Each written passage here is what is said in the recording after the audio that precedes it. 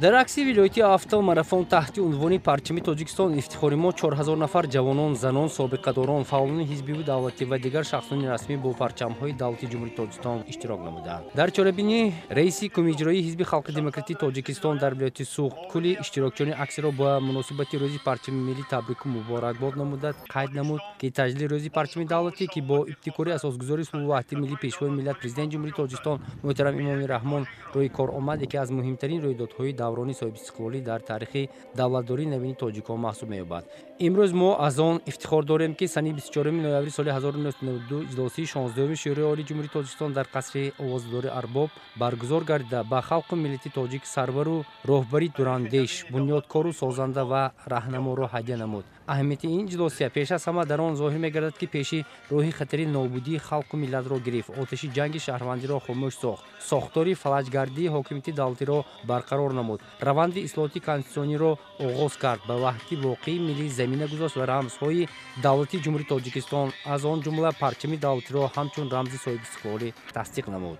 Сипас 200 адад нақлиёти таксии Максим аз майдони муҷассами академик Бобоҷон Ғафурови Нови Бобоҷон Ғафуров бо парчамҳои давлати ҷумҳурии Тоҷикистон ва ҳизби халқи демократии Тоҷикистон ва 2 адад нақлиёти болокушод бо карнои доира ба самти муассиси давлати маҷмӯи таърихи фарҳанги истиқлоли шаҳри Хуҷанд ҳаракат намуданд. қисмати ҷанбастии автомарафон бо садо додани суруди миллӣ дар маҷмӯи таърихи фарҳанги истиқлоли шаҳри Хуҷанд оғоз гардид. раиси кумииҷроии ҳизби халқи демократии Тоҷикистон дар вилояти Суғд зимни суханронӣ иброз намуд, соли 12 аст, ки дар кишвари офтобии мо дар қатори дигар ҷашнҳои умумимиллӣ рӯзи парчами ҷумҳурии Тоҷикистон бо шукӯҳу шамоматӣ хоста таҷлил карда мешавад. Бояд қайд намуд, ки парчам барои мардуми тоҷик рамзи ватандорӣ, сарбаландӣ ва шуҷоату мардонагӣ буда, халқи мо аз замонҳои қадим ба он ҳамчун василаи муттаҳидкунанда арҷ мегузорад. воқеан аз ибтидои ҳастӣ муаррифкунандаи давлату миллат дар арсаи ҷаҳонӣ парчами миллӣ буда, барои болоафшон будани он дар тӯли таърих миллатҳои рӯи олам ҷонбозиҳои зиёд намуданд. имрӯз мардуми сарбаланди тоҷик парчами миллӣ рамзи муқаддас ва нишонаи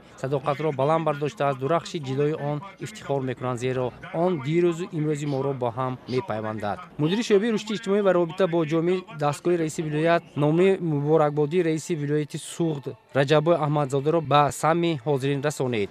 ба ҳамкорони акси ҷамъияти дорои маслиҳат маҳдуди инноватсияи ояндасоз бо бренди хадамоти фармоиши такси Максим дар вазъияти тантании тӯҳфаву сипосномаҳои кумитаи иҷроии ҳизби халқи демократии Тоҷикистон дар вилояти Суғд тақдим карда шуд. дар қисмати фарҳангӣ аз ҷониби ҳофизон сурудҳои саршор аз ватандӯстӣ сароида шуд.